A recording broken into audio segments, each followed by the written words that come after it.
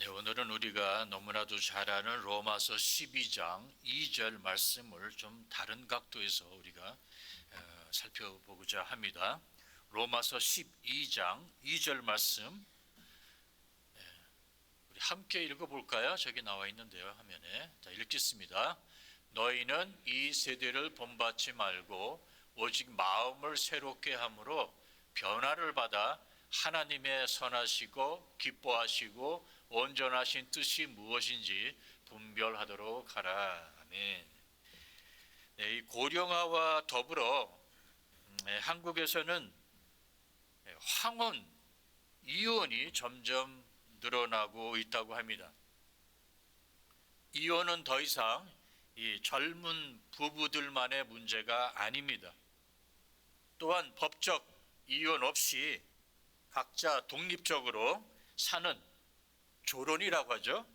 조론을 선택하는 부부들도 증가하고 있다고 합니다. 그럼 왜 부부가 노년에 이혼이나 조론을 선택하는가? 노년에 부부가 갈라지는 이유는 다양하겠지만 그 중에 가장 근본적인 이유는 바로 더 이상 상대가, 배우자가, 즉 남편이 아내가 변할 것이라는 희망을 포기했기 때문이라는 것입니다. 언젠가는 배우자가 변하겠지 기대했는데 성격도 태도도 소통 방식도 전혀 변화가 없습니다. 혹시 했는데 역시입니다. 이 사람은 안 바뀌는구나. 그런 결론에 도달하게 된다는 것입니다. 예전에는 서로 뜯어 고쳐보려고 그나마 싸우기라도 했는데 이제는 싸울 힘도 없습니다. 기대 수명의 증가로 이제는 90세 아니 100세까지 갈 수 있는 시대를 우리가 살고 있는데 그러면 그때까지 이렇게 참고 살아야 한단 말인가? 자기만 옳다고 우기는 남편의 저 고집을, 아내 바가지 긁는 저 소리를 앞으로 20년, 30년 더 참고 살아야 생각하니 앞이 캄캄해진다는 겁니다. 그래서 반기를 듭니다. 나도 행복해질 권리가 있다. 더 늙기 전에 지금부터라도 내 행복을 찾아 훨훨 날아가리라. 그렇습니다. 노년에 부부가 헤어지거나 거리를 두는 핵심 심리 원인은 변하지 않는 상대에 대한 실망과 포기입니다. 그런데 기독교 부부 사이에도 이 황혼 이혼이나 조론이 증가하고 있으니 그냥 모른 채 넘어갈 수가 없습니다. 그래서 오늘은 일반적인 부부가 아니라 남편과 아내 둘 다 함께 예수 그리스도를 믿는 기독교 부부의 행복한 삶에 대해서 말씀을 좀 나누고자 합니다. 자, 이 문제를 사회학적, 인류학적 아니라 성경적으로 다루기 위해서 먼저 신앙생활을 하는 우리 성도들에게 나타나는 두 가지 개념을 정의하려고 합니다. 두 가지가 뭐냐면 첫째는 변함입니다. 영어로는 change, 볼티스로는 무던사죠. 그리고 두 번째는 변화, 트랜스포메이션. 먼저 변함에 대해서 알아보도록 하겠습니다. 이 변함이란 즉 겉이 바뀌는 겁니다. 머리 스타일을 바꾸는 것, 옷 스타일을 바꾸는 것이 바로 변함입니다. 말투를 바꾸거나 행동을 바꾸는 것 역시 변함입니다. 그러므로 변함이란 사람들에게 보이는 행동 또는 태도, 말이 변하는 겁니다. 신앙인인 우리도 외적인 변함을 추구하지요. 좀 더 예뻐지고 싶다. 좀 더 침착해지고 싶다. 이런 욕망도 결국 외적으로 드러나는 모습이나 이 행동의 변함을 추구하는 겁니다. 문제는 자신만 변하면 좋겠는데 배우자도 변해주기를 바라거나 강요한다는 점입니다. 남편이 좀 변했으면 좋겠어요. 아내만 바뀌면 모든 것이 다 좋아질 텐데 이런 부부들이 종종 저를 찾아옵니다. 그래서 바꿔보려고 서로 이런저런 시도를 해봤지만 현실은 어떻습니까? 노력할수록 갈등은 더 깊어지고 바꾸려고 할수록 관계는 더 멀어집니다. 결과는 항상 실망과 분노 그리고 관계 악화입니다. 왜 그럴까요? 근본적인 이유는 속은 바꾸지 않고 겉만 바꾸려고 하는 이 비효과적인 방법 때문입니다. 그렇습니다. 부부의 실수는 외적 변함에만 초점을 맞춘다는 겁니다. 외적 변함이 일어나기 전에 먼저 내적 변화가 일어나야 됩니다. 그런데 외적 변함만 서로 바라고 원하니 부부가 서로 쳐다보면서 몇십 년을 같이 살아왔지만 당신은 안 변해도 정말 너무 안 변한다, 이런 실망스러운 말을 하게 된다는 것이에요. 형제님, 남편이 변하기를 원하십니까? 아내가 달라지기를 기대하십니까? 그럼 배우자의 외적 변함보다 먼저 배우자의 내적 변화에 신경을 써야 합니다. 즉 변함, change보다 변화, transformation이 안에서 일어나야 한다는 것입니다. 그렇다면 변화는 무엇인가? 말씀드렸다시피 이 변화는 이 속이 바뀌는 거예요. 속 사람이 바뀌는 겁니다. 다른 말로 말하자면 마음이 바뀌고 생각이 바뀌고 가치관이 바뀌고 우선순위가 바뀌어지는 겁니다. 그래야 결과적으로 말과 태도와 행동에 자연스러운 변함이 일어나게 된다는 것이에요. 여러분, 성경에 보면은 회칠한 무덤이라는 표현을 예수님이 사용하셨죠. 외식하는 바리새인들을 가리키는 말이었지만 이 원리를 오늘 설교 주제에 적용해 본다면은 내적 변화가 없는 상태에서 외적으로 아무리 개선을 추구해 봐도 그 효과는 일시적일 수밖에 없다는 것입니다. 외적 변함은 오래가지 않습니다. 변질합니다. 인간의 타락성과 한계 때문에 어쩔 수가 없습니다. 그래서 사람이 진짜 변하기를 원한다면 먼저 내적 변화가 일어나야 합니다. 여러분, 여성분들은 잘 아시겠지만 이 피부가 좋아지려면 어떻게 해야죠? 좋은 화장품이나 영양크림을 피부에 바르면 어느 정도 도움이 됩니다. 그러나 가장 효과적인 방법은 이 신체 내부를 건강한 상태로 유지하는 겁니다. 그래서 소화가 잘 되고 변비가 없고 충분한 숙면을 취하고 매사에 너무 까다롭고 예민하게 반응하지 않고 느긋한 마음, 그리고 영양과 수분이 충분히 공급되면은 피부는 자연스럽게 고와지고 부드러워집니다. 내부의 건강이 결국 피부를 통해 외적으로 드러나는 거예요. 마찬가지입니다. 내적 변화 없이 부부가 서로 외적 변함에만 초점을 맞추면은 50년을 100년을 같이 살아도 입에서 나오는 말은 저 사람은 안 변해요, 이럴 것입니다.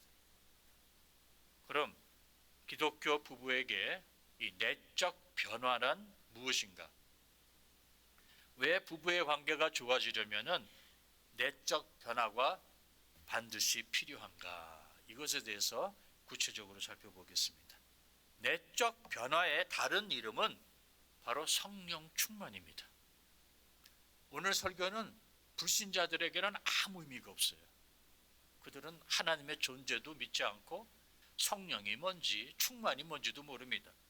그러나 제가 말씀드렸다시피 남편과 아내 둘 다 구원받은 기독교인이기에 우리에게 내적 변화는 다른 말로 말해서 바로 성령 충만이라는 것입니다. 성령 충만이 무엇입니까?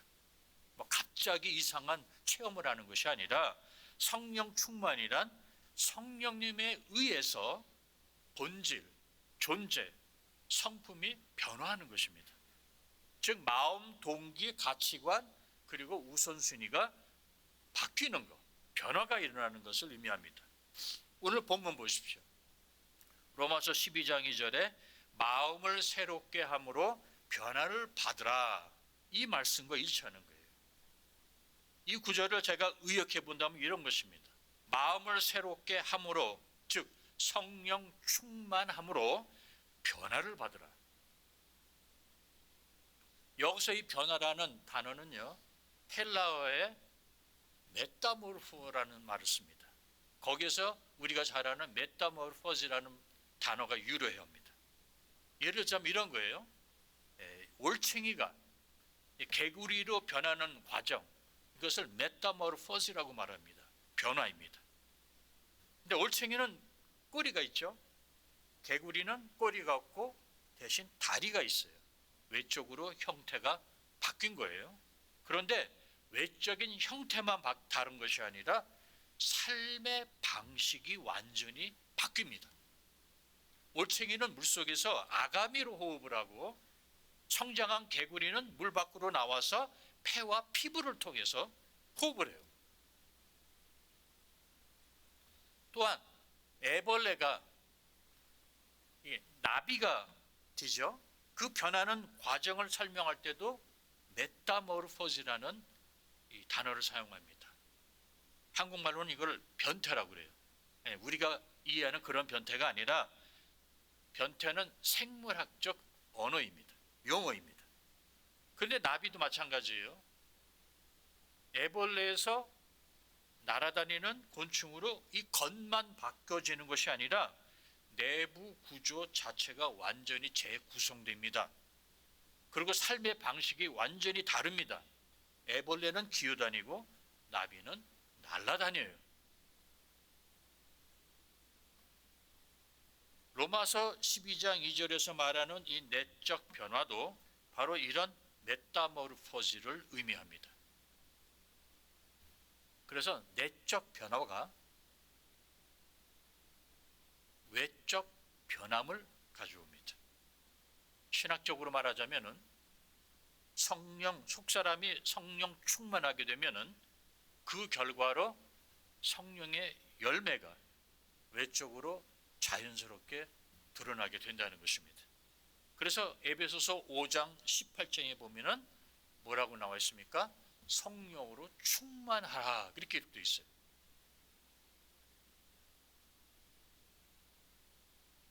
그리고 성령으로 충만하면은 외적으로 그 성령의 열매를 맺게 되는데 그 열매가 바로 갈라디아서 5장 22절, 23절에 나와 있는 덕목들이죠. 사랑, 희락, 화평, 오래 참음, 자비와 양선, 충선, 온유, 절제, 이런 것이 자연스럽게 나타나게 된다는 것이에요. 자, 여러분, 지난주에 우리가 고린도전서 13장에 기록되어 있는 낭만적인 아가페 사랑의 특징을 살펴보았죠. 다시 한번 볼게요. 고린도전서 13장에 나와 있는 아가페 사랑이에요. 사랑은 오래 참고 온유하고, 여러분이 직접 한번 읽어보시기 바랍니다.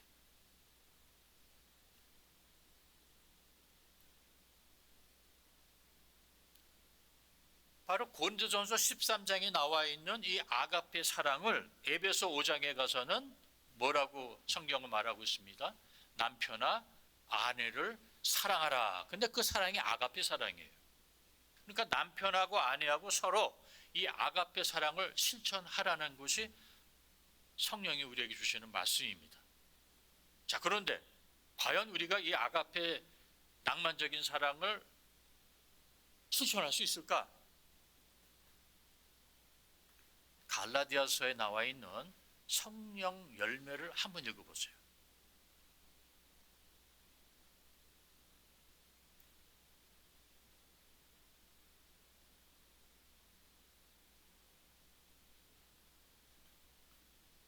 이 고린도전서 13장의 아가페 사랑의 특징들을 이 갈라디아서 5장 22에 23절에 나와 있는 성령의 열매와 이렇게 나란히 놓고 비교를 해보세요. 그러니까 해보시라는 거예요.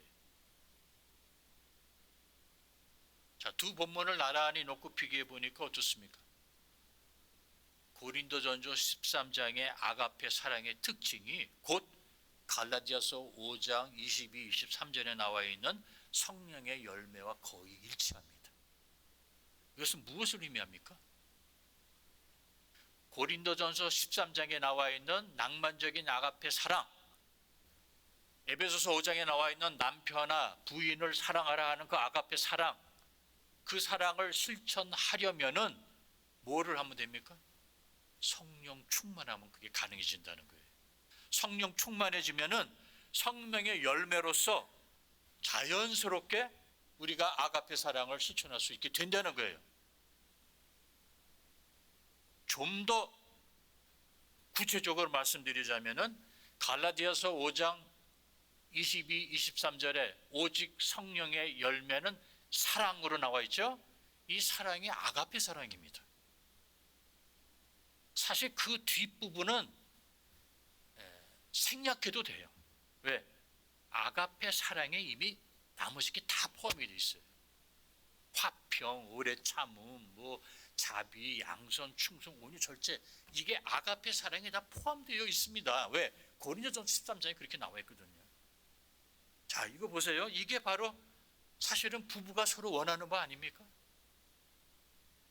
그러므로 우리가 고린도전서 13장에 나와 있는 낭만적인 아가페 사랑, 에베소서 5장에 나와 있는 부부 사랑, 이것을 실천하려면은 우리는 다른 방법이 없어요.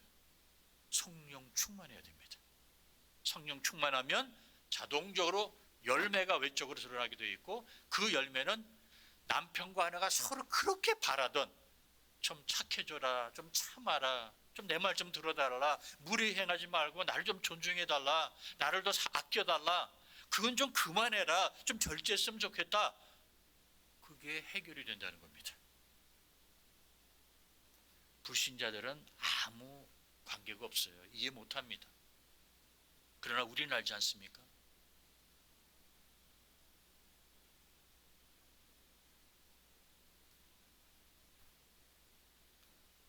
성령 충만하면 고린도전서의 이 낭만적 아가페 사랑을 부부가 실천할 수 있게 된다는 것이에요. 이 가능성이 우리에게 열려졌다는 겁니다. 여러분, 이 가능성에 대해서 저는 여러 번 이미 말씀드렸지만 이게 복음이고 은혜입니다. 제가 이 비유를 항상 사용하죠. 골대를 향해서 공을 안 차면요, 골이 날 확률은 제로예요. 그러나 골대를 향해서 일단 공을 차면은 골이 날 수 있는 확률은 50%입니다. 들어갈 수도 있고 안 들어갈 수도 있는 거예요. 그러나 여러분 생각해 보세요. 제로에서 50%는 엄청난 큰 차이입니다. 이건 무엇을 의미하는가? 그 전에는 노년의 부부들이 당신은 안 변해, 그래서 실망하고 포기를 해요. 그런데 성령이 충만하게 되면요, 뭐가 생깁니까? 희망이 생깁니다. 포기와 실망, 배우자에 대했던 포기와 실망 대신에 이제는 희망이 생기게 돼요. 아, 성령 충만하면 이게 가능해지는구나.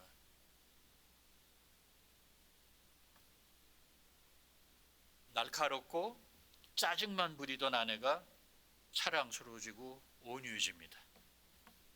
화만 내고 아내 대하기를 종처럼 대하던 남편이 무례히 행하지 않고 참을 줄 알고, 그리고 이런저런 나쁜 습관을 끊게 됩니다. 절제하게 된다는 것이에요. 그러므로 이런 외적인 변함을 원한다면은 먼저 부부가 성령 충만해야 합니다. 아내에게 무례히 행하지 말라, 남편을 존중하라 등등 이런 태도의 변함을 요구할 필요가 없어져요. 저절로 그렇게 하게 되어 있습니다. 그러므로 남편이 변하기를 원하십니까? 아내가 달라지기를 원하십니까? 둘 다 성령 충만하면 그게 가능해집니다. 다시 말씀드릴게요. 성령 충만이란 성령님의 지배, 성령님의 기대, 성령님의 요구에 응하는 겁니다. 남편의 지배나 남편의 요구나 남편의 기대에 응하는 것이 아니에요. 아내의 지배, 아내의 요구, 기대도 아닙니다.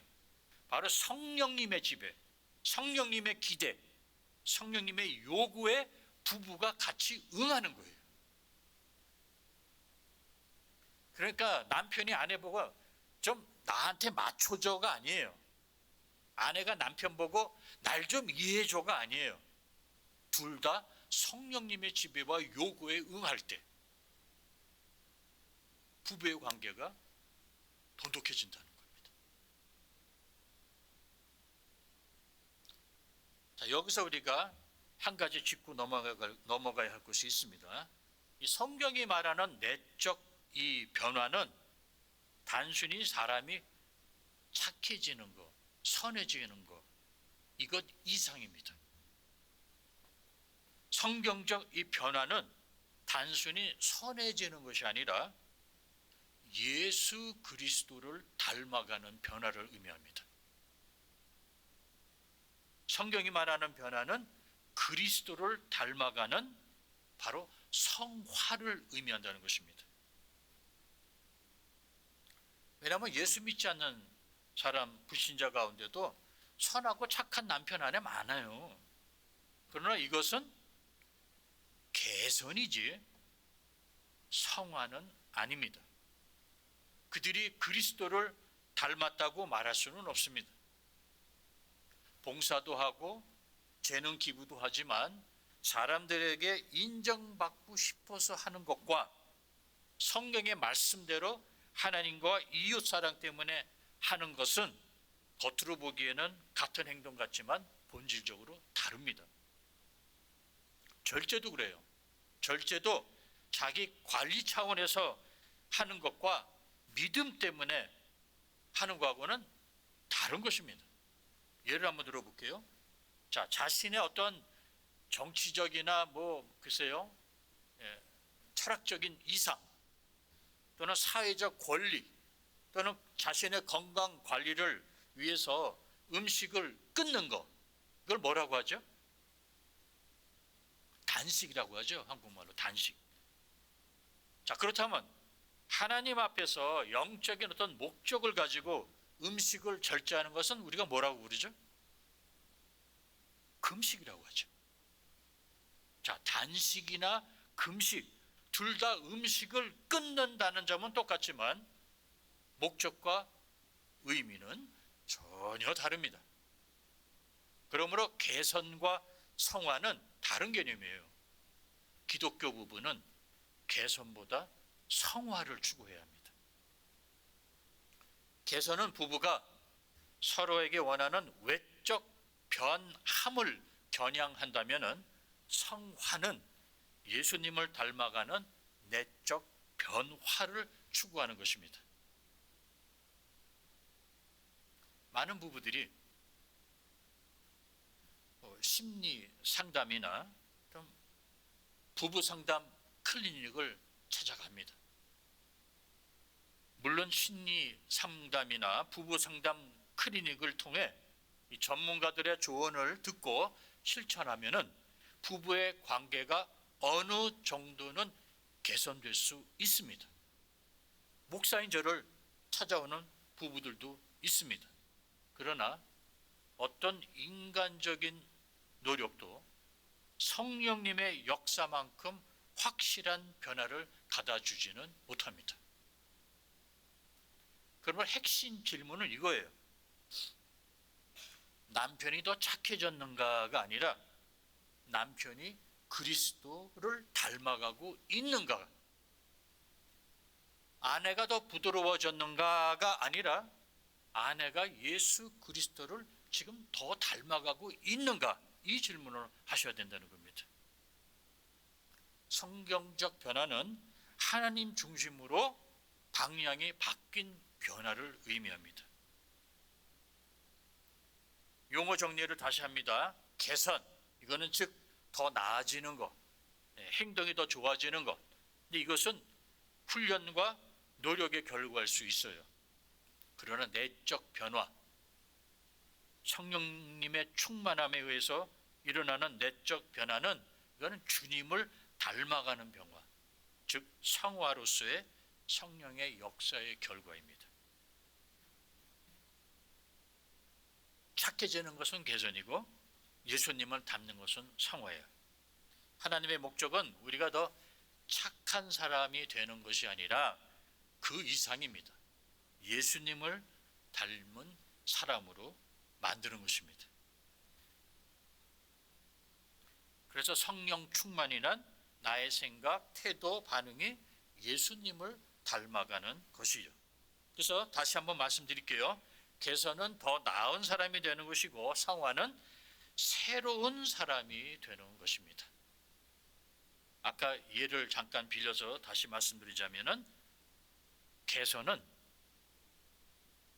좀 더 빨리 잘 기어다니는 애벌레가 되는 것이고 성화는 날아다니는 나비가 되는 것이라는 거예요. 이게 성경이 말하는 변화입니다. 고린도후서 5장 17절에 그런즉 누구든지 그리스도 안에 있으면은 더 좋아지는 피조물이 되는 게 아니라 새로운 피조물이 되는 거예요. 이전 것은 지나갔으니 보라 새 것이 되었도다.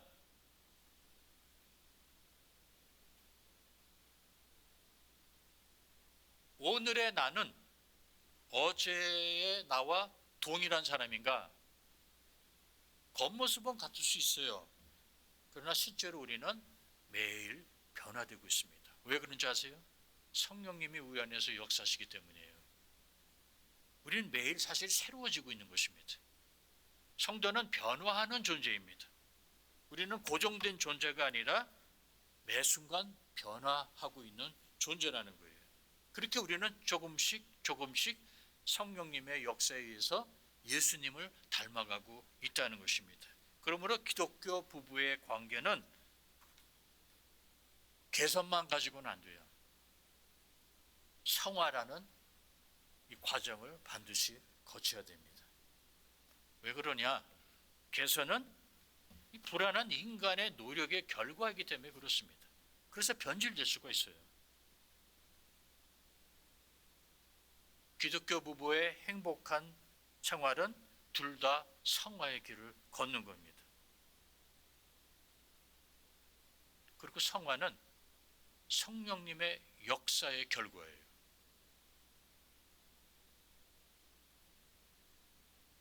내가 원하는 모습으로 배우자가 바뀌는 것이 아니라 그리스도를 닮아가는 변화가 배우자에게 일어나기를 우리가 바라야 한다는 것입니다. 그럼 성령 충만하면은 정말 내 남편이 변할까요? 성령 충만하면 진짜 내 아내도 변할까요? 네, 분명히 변합니다. 왜냐하면 변화의 주체가 우리 인간이 아니라 온전하신 성령님이 때문에 그렇습니다. 체인지는 인간의 노력으로 어느 정도 가능하지만 한계가 있어요. 일시적입니다. 다시 옛 모습으로 돌아갈 확률이 높아요. 왜? 불안하고 완벽하지 못한 인간이 하는 것이기 때문에 그렇습니다. 그래서 사람은 서로 뜯어고치려고 하면요, 지치고 실망할 수밖에 없어요. 그러나 이 내적 변화, 즉 성령 충만함은 이거는 하나님이 하시는 역사거든요. 성령님께 우리의 삶을 완전히 맡길 때 성령님은 우리를 그저 더 좋은 사람으로 뜯어 고치는 것이 아니라 완전히 새롭게 변화를 시킨다고 성경은 말하고 있는 것입니다. 그러므로 남편이 변하길 원하십니까? 아내가 달라지길 원하신다면은 다른 방법이 없어요. 둘 다 성령 충만하면은 내적 변화가 일어나게 돼 있습니다. 그리고 내적 변화가 일어나면은 외적 변함은 자동적으로 따라오게 된다는 것이에요. 그게 우리 서로 부부가 원하는 거 아닙니까, 사실?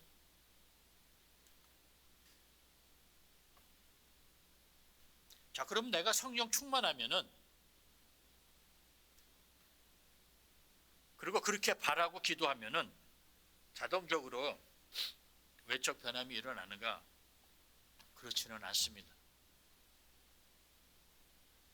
성령님의 인도, 지시, 인도에 우리가 순종해야죠. 성령 충만이란, 다시 말씀드리지만, 성령에 의해서 지배를 받는 겁니다. 그래서 나의 결정과 나의 사고방식, 행동 규범을 성령님의 뜻에 맞추어야 하는 작업은, 이건 내 몫입니다. 즉 순종의 과정이 필요하다는 거예요. 성령 충만하다고 해서 성령님이 성도님 대신 결정해주고 선택하는 것은 아니라는 것이죠. 예를 들자면 성령 충만한 남편도 화가 날 때가 있어요. 그때 성령님께서 참으라고 감동을 주시거든 참는 겁니다. 성령 충만한 아내도 거짓 증언을 하고 싶은 충동과 유혹을 느낄 때가 있어요. 그때 성령님이 진실을 말하라고 하면은 그렇게 하는 겁니다. 그래서 변화는 하나님의 은혜이지만 동시에 우리의 순종을 통해서 드러나는 것입니다. 우리는 스스로 바뀌는 존재가 아니라 하나님이 바꾸시는 존재입니다. 성령이 역사해야 우리의 속사람이 변화하는 것이죠.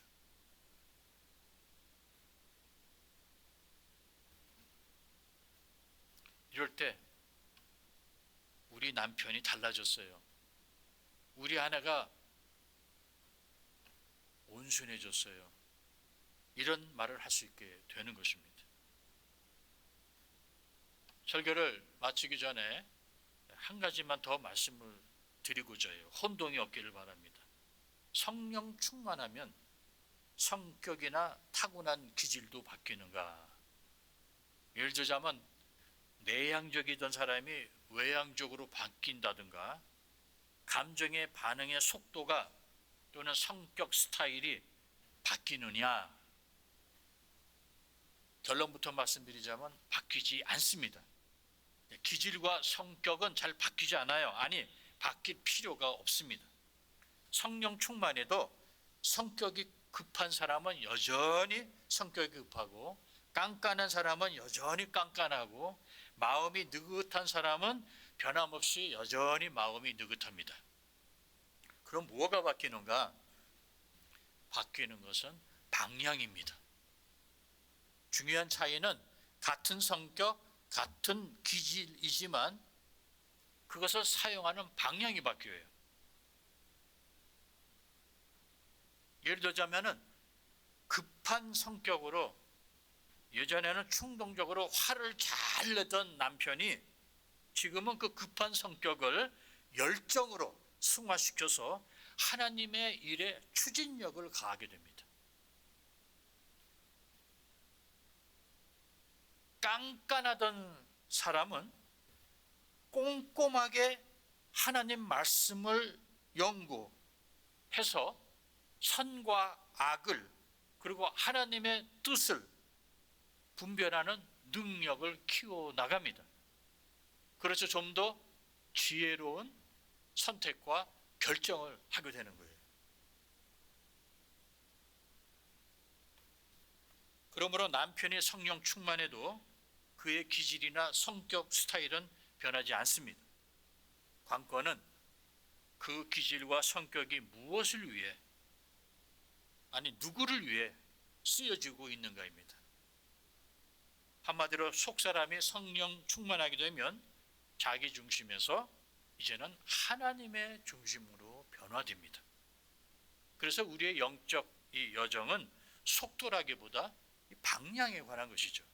예전에는 괴롭고 외로우면 술집으로 가던 발걸음이 이제는 교회로 발걸음을 옮기게 되는 것이에요.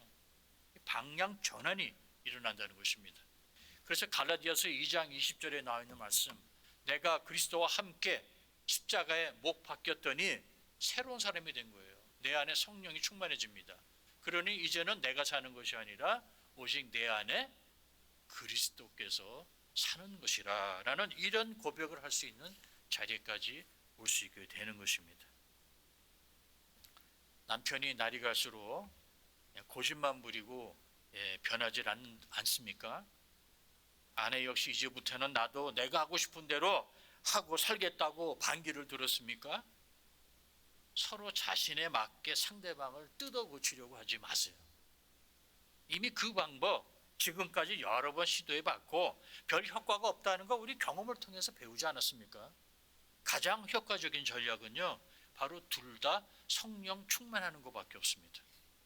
상대방이, 배우자가 진짜 변하기를 원한다면은 그 사람이 성령 충만하여 하나님께 다스림을 받기를 위해 기도를 하셔야 돼요.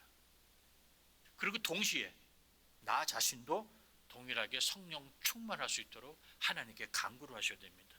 남편과 아내가 진짜 변하기를 원한다면은 서로 멱살을 붙잡고 제발 좀 변해라 이 왼수야 그러지 마시고 골방에 각자 들어가서 무릎 꿇고 성령님의 다스림을 간구하셔야 됩니다. 오늘 말씀을 이렇게 한번 정리해 볼게요. 오르케스트라에 바이올린 연주자와 피아노 연주자가 있습니다. 근데 두 사람이 서로를 쳐다보면서 인상을 찌푸리고 뭐라고 하냐면 좀 소리를 죽이라고 합니다. 바이올린 연주자는 여기에서는 내 바이올린 소리가 좀 더 크게 부각되어야 되기 때문에 피아노 당신 소리 좀 죽여. 그런가 하면 또 피아노 연주자는 무슨 소리야. 바이올린은 피아노 소리를 보조하는 역할을 하는 거야. 내 소리가 크고 네 소리를 좀 죽여야지. 서로 으르렁거리면 이럴 때 해결책이 무엇입니까?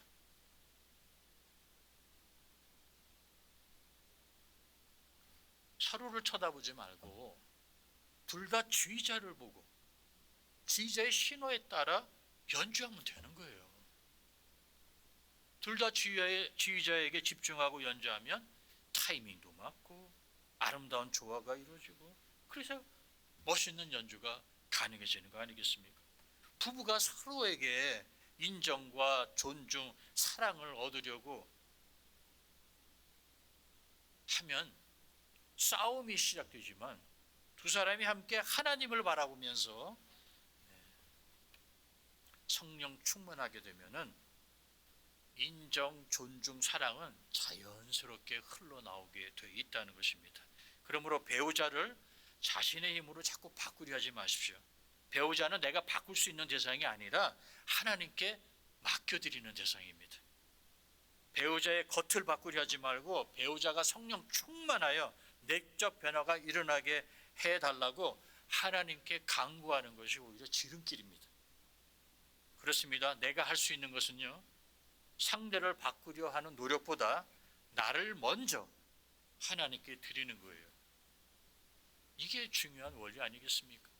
마태복음 7장 5절에 보면은 먼저 네 눈 속에 들보를 빼라 라고 기록되어 있지 않습니까? 이 원리를 오늘 설교 주제에 적용해 본다면은 저 사람은 왜 안 변할까 의아해하기보다 하나님 제가 먼저 변화되게 해주세요. 제가 먼저 성령 충만케 해주세요. 그렇게 하나님께 간구하는 것입니다. 부부가 동시에 이렇게 기도한다면은 그 부부의 관계는 반드시 회복될 겁니다. 왜?